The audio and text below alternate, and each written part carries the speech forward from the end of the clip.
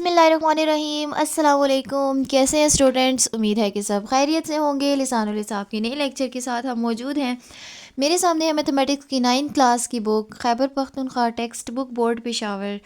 Exercise number 1.5 हमने आज से स्टार्ट करनी है इंशाल्लाह, और आज हम नए कॉन्सेप्ट्स सीखने जा रहे हैं, जिसके बाद बस लास्ट एक्सरसाइज होगी। ये सेकंड लास्ट एक्सरसाइज है, और फिर आपको मैट्रिसेस का यूज़ समझ आएगा कि डेली लाइफ में भी इनका कोई यूज़ है या नहीं, या सिर्फ हम एडिशन सब्ट्रैक्शन मल्टीप्लिकेशन पढ़ते जा रहे हैं।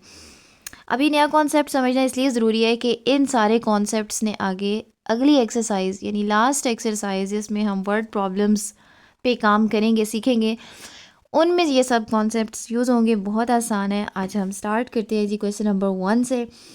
सबसे पहले क्वेश्चन में ये कहता है कि find the determinant of the following matrices and evaluate them.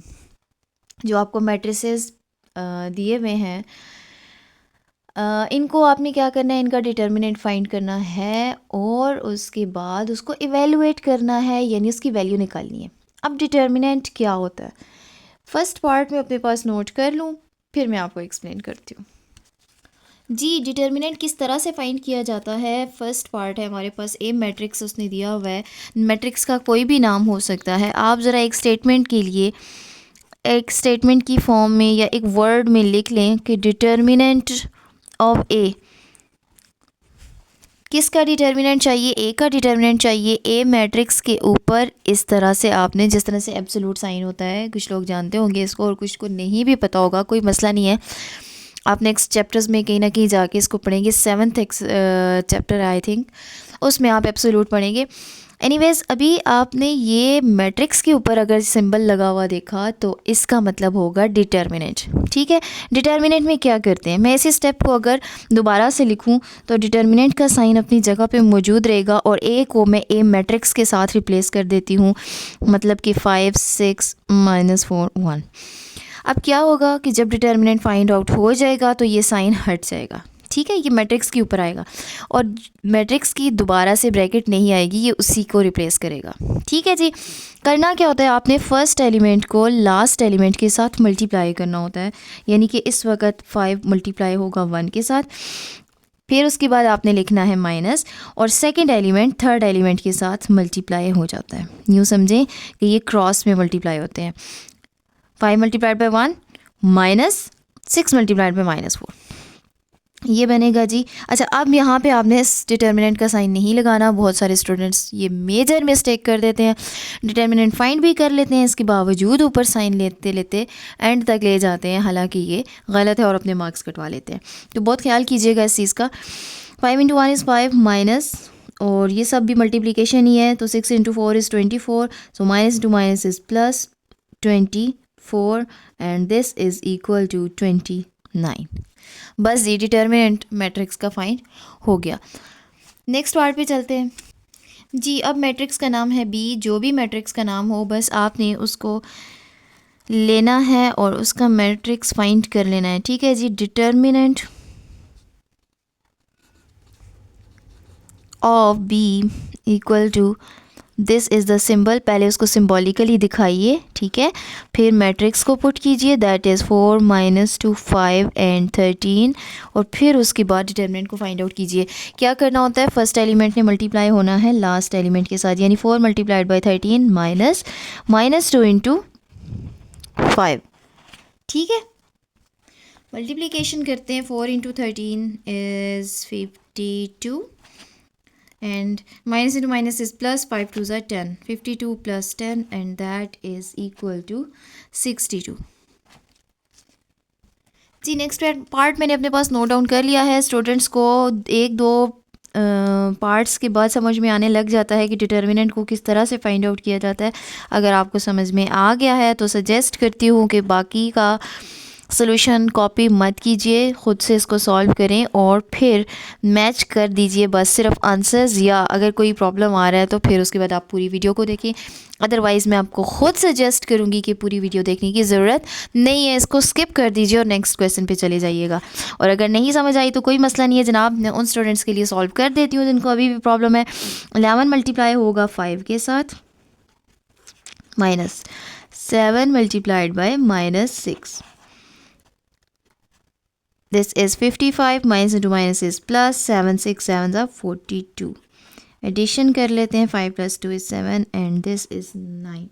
So 97 is the determinant of given matrix C. जी नेक्स्ट मैट्रिक्स का नाम है डी और अब आपने डिटर्मिनेंट फाइंड करना है डी मैट्रिक्स का. So determinant of D is equal to, first of all show it symbolically, ठीक है, और फिर उसके बाद मैट्रिक्स पुट कीजिए 5 6 minus 8 minus 9 and now solve. 5 into minus 9 minus 6 into minus 8. This is 5 9 are, पहले तो माइनस साइन लगा देती हूँ, 45 and minus into minus is plus, 6 8 48. So the determinant is plus minus minus 48 में से 45 जाएंगी तो 3 and sign of greater value. So 3 is the determinant of matrix D. जी आपका वक्त बचाने के लिए मैंने ई मैट्रिक्स और डिटर्मिनेंट ऑफ ई भी लिख लिया है अपने पास. ई मैट्रिक्स है हमारे पास 2p minus 3q small r and minus s, sorry this is determinant. अब हमने मल्टीप्लाई करना है 2p multiplied by minus s minus 3q multiplied with small r. ठीक हो गया जी. अच्छा मल्टीप्लिकेशन करते हैं. अब प्लस माइनस माइनस है और कोई नंबर तो है नहीं, 2ps ऐसे ही आ जाएगा और यहाँ पे minus into minus is plus 3qr. ठीक है, नंबर्स की मल्टीप्लिकेशन तो है ही नहीं, तो इस तरह से ये एज इट इज़ आ जाएगा जनाब आपके पास डिटर्मिनेंट. जी नेक्स्ट आपको एफ़ मैट्रिक्स दिया हुआ है और ये 1001 है. अगर आपको मैं रिकॉल करने के लिए ऐसे ही आपको बता दूं तो ये आप देखिए डायगनली 1 है और बाकी के एलिमेंट्स 0 हैं, तो ये उसने आइडेंटिटी मैट्रिक्स दिया हुआ है. ठीक है, इसको आई से डिनोट भी कर सकता था लेकिन उसकी मर्ज़ी है, कोई भी नाम दे सकता है. इस वक्त वो आइडेंटिटी की तरफ तवज्जो नहीं दिलवाना चाह रहा था, ठीक है, उसने कोई भी नाम दे दिया. मल्टीप्लाई करते हैं 1 into 1 minus 0 into 0. So this is equal to 1 minus 0 and 1 minus 0 is 1. Identity matrix 2 cross 2 matrix जो होगा उसका डिटर्मिनेंट 1 आएगा. ठीक है जी. ओके जी नेक्स्ट मैट्रिक्स है आपके पास जी. इसी तरह से नाम कुछ भी देता रहेगा, आपने इससे परेशान नहीं होना. एग्ज़ाम्स में किसी भी किस्म का नाम आ जाए, आपको बस सिर्फ मेथडोलॉजी आनी चाहिए कि इसके साथ करना क्या है, डिटर्मिनेंट को किस तरह से फाइंड आउट करना है. इस वक्त आपको मैट्रिक्स दिया हुआ है 6 माइनस 11 माइनस 1 एंड 3. आपने फाइंड करना है इसका डिटर्मिनेंट. 6 मल्टीप्लाई हो जाएगा जी माइनस 3 के साथ, माइनस और माइनस 11 मल्टीप्लाई होगा माइनस 1 के साथ. 6 इज़ 18, दिस इज़ माइनस 18. अच्छा अब देखिए ज़रा 3 माइनस साइंस मल्टीप्लाई हो रहे हैं. Minus into minus is plus, plus into minus is minus. 11 1 ज़ार 11, माइनस माइनस प्लस होता है, इसको ऐड करना है, साइन आ जाएगा बड़ी वैल्यू का and this is 29. So negative 29 is the determinant of given matrix. जी लास्ट पार्ट में अपने पास नोट डाउन कर चुकी हूँ और डिटर्मिनेंट ऑफ एच हमने फाइंड आउट करना है. अच्छा इस मैट्रिक्स को ज़रा आप गौर से देखिए, इसके डायगनल में कुछ एलिमेंट्स लिखे हुए हैं यानी नॉन ज़ीरो एलिमेंट्स, और जो बाकी के एलिमेंट्स हैं वो ज़ीरो के एलिमेंट्स हैं. अगर एक ऐसा मैट्रिक्स जिसके डायगनल में एलिमेंट्स मौजूद हो, नॉन ज़ीरो एलिमेंट्स, ठीक है, और बाकी ज़ीरो हो, तो ऐसे मैट्रिक्स को डायगनल मैट्रिक्स कहा जाता है. इस वक्त टॉपिक आपका डायगनल, रो या स्केलर या रेक्टेंगल मैट्रिक्स नहीं है, सिर्फ आपको रिकॉल करने के लिए, आपको समझाने के लिए, आपके ऑब्जेक्टिव की प्रिपरेशन के लिए बता रही हूँ. वरना इस वक्त टॉपिक सिर्फ डिटर्मिनेंट है, मुझे इससे गर्ज नहीं होनी चाहिए, सिर्फ आपकी इन्फॉर्मेशन के लिए बता रही हूँ. जैसे कि मैंने अभी एफ़ मैट्रिक्स के बारे में बताया कि वो आइडेंटिटी मैट्रिक्स है. ठीक है जी, तो यहाँ पे मल्टीप्लाई करते हैं. अभी ए सी को मल्टीप्लाई होना है बी के साथ, minus 0 multiplied by 0. So A C B बनता है, मैं ऑर्डर में लिख देती हूँ ए बी सी. ठीक है, माइनस 0 इंटू 0 इज़ 0 और ए बी सी आ जाएगा. 0 किसी भी वैल्यू से माइनस किया जाए तो वही वैल्यू दोबारा आ जाती है. ठीक हो गया जी. चलते हैं नेक्स्ट क्वेश्चन की तरफ, क्वेश्चन नंबर 2 की तरफ. और वो क्या कहता है, क्वेश्चन नंबर 2 कहता है जी कि find which of the following matrices are singular and which are non singular. आप बताइए कि इनमें से कौन से मैट्रिसेस हैं जो सिंगुलर हैं, कौन से हैं जो नॉन सिंगुलर हैं. अच्छा सबसे पहले तो पता होना चाहिए कि सिंगुलर मैट्रिसेस कौन से मैट्रिसेस होते हैं. आप लोगों ने अभी अभी डिटर्मिनेंट सीखा, ठीक है, 8 पार्ट्स तकरीबन हमने किए. जिन मैट्रिसेस का डिटर्मिनेंट में आंसर 0 आ जाए, मतलब आपने किसी भी मैट्रिक्स का डिटर्मिनेंट फाइंड किया, आपके पास आंसर आया 0, और मेरे ख्याल से हमने जितने भी 8 पार्ट्स किए हैं उनमें से कोई भी डिटर्मिनेंट 0 नहीं आया था। एनीवेज, अगर डिटर्मिनेंट आपके पास 0 आ जाए तो वो मैट्रिक्स होगा सिंगुलर, और अगर आपका डिटर्मिनेंट आपने किसी मैट्रिक्स का फाइंड किया और वो कोई वैल्यू आ गई है, कोई भी वैल्यू, पॉजिटिव, नेगेटिव और नेचुरल, किसी भी किस्म का रियल नंबर आ गया है, तो फिर वो नॉन सिंगुलर मैट्रिक्स होगा। और चूंकि मैं कह रही हूँ कि क्वेश्चन नंबर 1 में किसी भी डिटर्मिनेंट का आंसर 0 नहीं आया, तो इसका मतलब ये है कि वो सारे के सारे ए से लेके एच तक जितने भी मैट्रिसेस दिए गए थे वो सारे के सारे नॉन सिंगुलर दिए गए थे। ठीक हो गया जी। अब हमने फाइंड कैसे करना है, हमने मैट्रिक्स का डिटर्मिनेंट फाइंड करना है, ठीक है। और जब बिल्कुल फर्स्ट क्वेश्चन की तरह डिटर्मिनेंट हम फाइंड कर लेंगे और आंसर को देखेंगे, अगर आ गया 0 हम कहेंगे so the given matrix A या बी या सी या डी जो भी नाम है इज़ सिंगुलर, और अगर नॉन ज़ीरो आंसर आया तो हम कहेंगे नॉन सिंगुलर। फर्स्ट पार्ट लिखती हूँ और फिर एक्सप्लेन करती हूँ। जी, फर्स्ट पार्ट मैंने अपने पास नोट कर लिया, और आप नोट कर रहे होंगे कि यहाँ पे मैंने डिटर्मिनेंट ऑफ ए पूरा वर्डिंग में नहीं लिखा। आप लिखना चाहते हैं तो बेशक लिख लीजिए। एक्चुअली फर्स्ट क्वेश्चन में और कुछ काम था ही नहीं, सिर्फ डिटर्मिनेंट ही फाइंड करना था, तो मैंने ज़रा उसको एक अच्छी लुक देने के लिए कि फाइंड क्या करने जा रहे हैं, determinant of A, determinant of B, और इस तरह से एच तक में गई। यहाँ तक आप लिखना चाह रहे हैं इस क्वेश्चन में भी तो वेल एंड गुड, नहीं लिखते तो भी इट्स ओके। अभी मैंने मेंशन इसलिए नहीं किया क्योंकि मेरा मकसद डिटर्मिनेंट ऑफ ए को हाईलाइट करना नहीं था, बल्कि डिटर्मिनेंट ऑफ ए की हेल्प से मैंने ये चेक करना था कि ए सिंगुलर है या नहीं। ठीक है, असल मकसद ये है कि मुझे डिटर्मिनेंट का आंसर चाहिए, इसलिए मैंने डायरेक्ट डिटर्मिनेंट ऑफ ए के सिंबल से शुरू किया। 5 × 1 -3 × 2। आप भी जिस क्वेश्चन में जो कुछ फाइंड करना हुआ अगर उसको हाईलाइट ज़रूर किया करें, ठीक है, ये एक अच्छा इंप्रेशन होता है। 5 × 1 is 5 -3 2 is 6 plus minus minus 6 में से 5 गए 1 और साइन बड़ी वैल्यू का आ गया। This is the determinant, this determinant is not equal to 0। ठीक है, आपने डिटर्मिनेंट फाइंड किया और आपके पास नॉट इक्वल टू 0 आया, यानी 0 नहीं आया, तो फाइनली आप कहिएगा सो ए इज़, यानी जो मैट्रिक्स ए था, ठीक है, हम इसके बारे में कह रहे हैं नॉन सिंगुलर, या it is non singular matrix, या ए इज़ नॉन सिंगुलर, या आप कह सकते हैं given matrix is non singular. ठीक है, जिस तरह की आप स्टेटमेंट लिखना चाहें आपकी मर्ज़ी है। चलते हैं जी नेक्स्ट पार्ट की तरफ। जी, डिटर्मिनेंट मैंने लिख लिया अपने पास और फाइंड करते हैं। 3 मल्टीप्लाई होगा 4 के साथ, -6 मल्टीप्लाई होगा -2 के साथ। मेरे ख्याल से डिटर्मिनेंट की आपको समझ आ गई होगी इंशाल्लाह। 4 3 ज़ा 12, माइनस माइनस माइनस 3 दफ़ा है जी, तो माइनस साइन आ जाएगा, minus into minus is plus, plus into minus is minus. ये याद रख लें, नेगेटिव साइन जितने ऑड टाइम्स मल्टीप्लाई होता है, इवन ऑड का कॉन्सेप्ट आपको होगा, आप 9th क्लास के स्टूडेंट्स हैं, इवन वो नंबर्स होते हैं जो कि 2 पे डिविजिबल होते हैं, ऑड वो होते हैं जो 2 पे डिविजिबल नहीं होते। तो ये कितने नंबर्स हुए, 3 टाइम्स है ना माइनस साइन, तो ऑड टाइम्स है, ठीक है, तो ऑड का आंसर हमेशा नेगेटिव ही आएगा।